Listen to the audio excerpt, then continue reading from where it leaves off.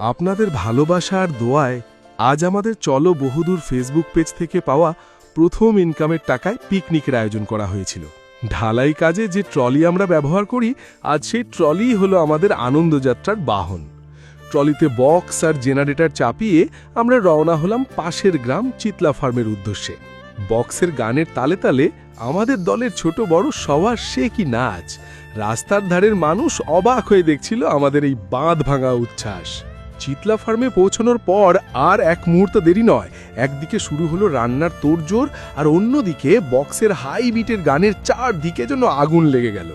সত্যি বলতে আমরা যারা সাধারণ শ্রমজীবী মানুষ, সারা জীবন শুধু হাড় ভাঙা খাটুনিই দিয়ে যাই, বিনিময়ে বিনোদন বা আনন্দ আমাদের কপালে খুব একটা জোটে না। কিন্তু আজ যেন সব ক্লান্তি মুছে দেওয়ার দিন। কাজের ফাঁকে এমন মুহূর্ত না থাকলে জীবনটা সত্যিই একঘেয়ে হয়ে যায়।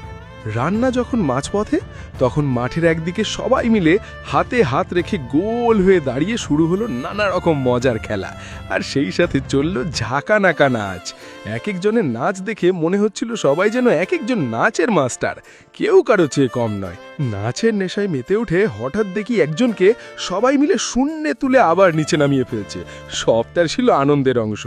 এর মধ্যেই আমাদের ঢালাই কাজের সবচেয়ে সিনিয়র মানুষটিকেও আমরা ছাগিনি, তাকে ধরে লাল নীল রং মেখে ভূত বানিয়ে দেওয়া হলো।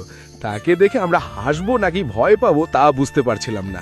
এরপর শুরু হলো রঙের হোলি খেলা, যে যাকে পারছে রঙে রাঙিয়ে দিচ্ছে। খেলার শেষে আমরা সবাই মিলে একটু আড্ডায় বসলাম। আমাদের সবার মনে একটাই কথা ঘুরপাক হচ্ছিল, কখনো কি ভেবেছিলাম যে রোদ বৃষ্টিতে ভিজে ঢালাইয়ের কাজ করতে করতে ফেসবুক থেকেও টাকা আয় করা সম্ভব হবে? অথচ আজ আপনাদের সাপোর্টে সেটাই বাস্তব হয়েছে। আড্ডার মধ্যেই রান্নার কাজ শেষ হলো, কিন্তু ঠিক যখনই আমরা খোলা আকাশের নিচে প্লেট হাতে নিয়ে বসার প্রস্তুতি নিচ্ছি, অমনি যেন আকাশের মুখ ভার হয়ে গেল। প্লেটে ভাত পড়ার সাথে সাথেই শুরু হলো ঝুম বৃষ্টি। মনে হলো খাওয়া বুঝি আর হলো না, কিন্তু আনন্দ কি আর বৃষ্টিতে থামে? আমরা দ্রুত সবাই মিলে দৌড়ে গিয়ে আশ্রয় নিলাম ফার্মের গোডাউন ঘরে। গাদাগাদি করে সেই গোডাউনের ভেতরেই সবাই মিলে হই হুল্লোড় করে খেয়ে নিলাম। বৃষ্টি আমাদের ভিজিয়ে দিলেও আনন্দটা মাটি করতে পারেনি। এভাবেই হাসি ঠাট্টা আর পেট পুড়ে খাওয়ার মাধ্যমে আমাদের স্বপ্নের পিকনিক শেষ হলো। আমাদের এই সাফল্যের পেছনে সবচেয়ে বড় অবদান আপনাদের।